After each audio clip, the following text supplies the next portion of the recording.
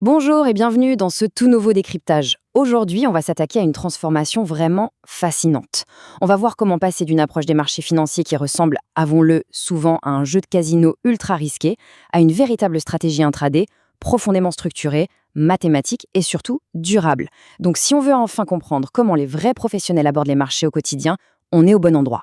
On va mettre en lumière des concepts qui changent littéralement la donne.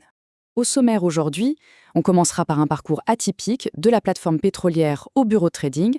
Ensuite, on verra le danger absolu de se lancer sans filet.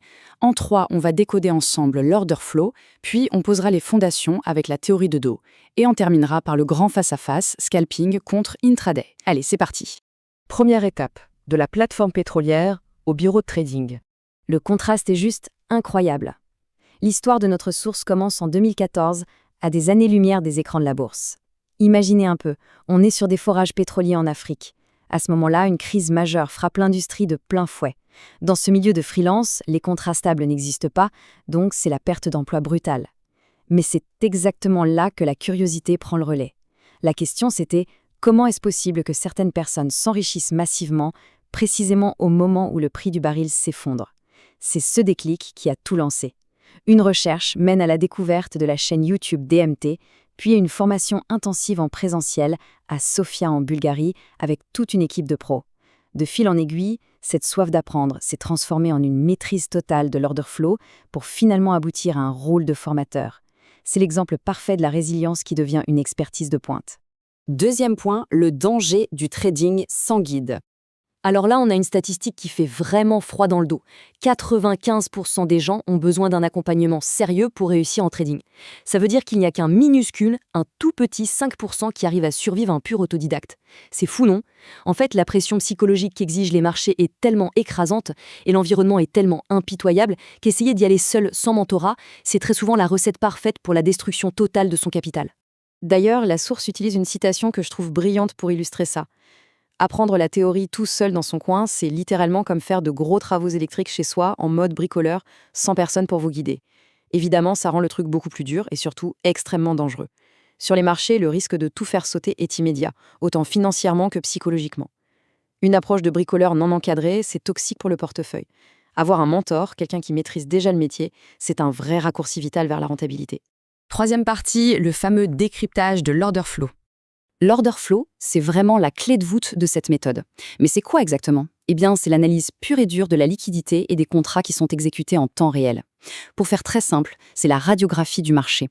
Au lieu de juste regarder la carrosserie, on soulève le capot pour voir exactement où les grosses institutions prennent leurs véritables décisions d'achat et de vente. Effet super intéressant noté par notre source, en France, cette technique reste encore hyper méconnue du grand public. On a un certain retard là-dessus par rapport aux pays anglophones. Par contre, attention, l'excellence ne repose jamais sur un seul outil magique. L'order flow est une arme redoutable, oui, mais elle s'intègre dans une boîte à outils de professionnels bien plus large. On va y ajouter l'analyse graphique classique, le market profile pour bien capter la distribution des prix et bien sûr les indicateurs de volume. C'est vraiment la combinaison rapide et dynamique de toutes ces données qui donne un avantage statistique massif sur les autres intervenants.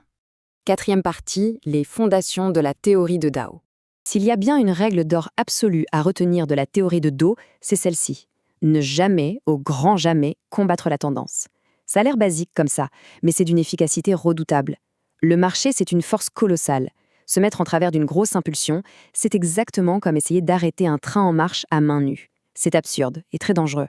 Le but n'est pas d'avoir raison contre le marché, mais de se laisser porter par lui. Concrètement, visuellement, ça donne quoi? Prenez une tendance haussière, c'est une mécanique de vague. On observe des impulsions, puis des corrections. Si chaque nouveau creux de la correction est plus haut que le précédent, et que chaque nouveau sommet est aussi plus haut, eh bien la tendance est indéniable. Le momentum est là. À partir de cet instant précis, chercher à vendre à découvert, c'est statistiquement suicidaire. Il faut impérativement chercher des points d'entrée pour acheter. Et inversement, pour la tendance baissière, la logique est exactement la même, mais à l'envers. Des plus hauts de plus en plus bas, suivis de plus bas de plus en plus bas. La source donne l'exemple d'un graphique du SP500 observé sur une heure. En repérant bien cette structure précise, on peut identifier des zones extrêmement sûres pour entrer à la vente et capturer des mouvements massifs de 10, 20 ou 30 points. C'est ça qui est puissant. C'est l'art d'atteindre son objectif de gain de la semaine entière sans la moindre angoisse, juste en accompagnant la force dominante. 5e et dernière partie, la grande confrontation scalping contre intraday. Là, on arrive au cœur du débat. Ce comparatif illustre brillamment la différence mathématique fondamentale entre les deux. D'un côté, le scalping. On vise de tout petits mouvements, disons 3 à 5 ticks. C'est super rapide, mais ça exige d'avoir raison presque tout le temps. On parle de 70 à 80% de taux de réussite. À l'opposé, l'intraday vise de grandes courses, de 30 à 50 ticks. Et c'est là que la magie mathématique opère. Le taux de réussite requis chute drastiquement, autour de 35 à 40%. Par contre, l'intraday exige une obéissance absolue à la théorie de Dao. Sur le plan psychologique, c'est le jour et la nuit. En scalping, le stress est immense. Vous pouvez accumuler de bons petits trades, puis subir une seule mauvaise exécution qui glisse à 6 points de perte et des heures d'effort acharné sont instantanément pulvérisées. L'intraday, en revanche, agit comme un vrai bouclier psychologique. On peut tout à fait encaisser plusieurs petites pertes de 5 ticks sans trembler. Elles seront largement et rapidement effacées par un seul trade gagnant qui court sur 50 ticks. C'est infiniment moins punitif.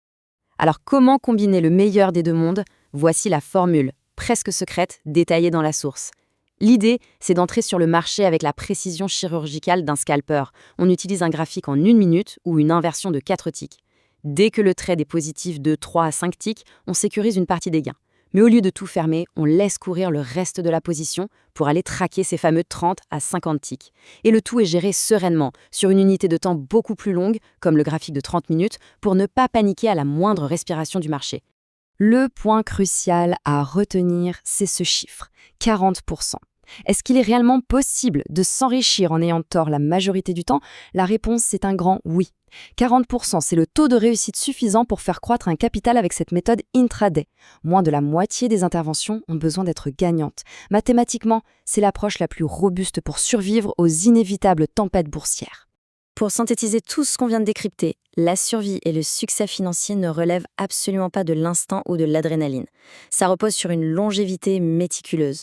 Une structure analytique stricte combinant l'order flow et la pure théorie de Dao permet d'identifier le flow naturel du marché. Ça nous offre l'opportunité de glisser avec lui plutôt que de s'épuiser à le combattre jour après jour. Ce qui nous laisse sur cette réflexion finale. La question affichée ici s'adresse à quiconque ouvre un jour une plateforme de trading. Faut-il surfer intelligemment sur l'élan institutionnel ou tenter désespérément de faire barrage à l'océan? Une approche mathématique et disciplinée apporte une réponse très claire. Merci d'avoir suivi ce décrypage avec nous. On espère que ça vous a apporté un nouvel éclairage passionnant sur l'art rigoureux de lire et de naviguer sur les marchés.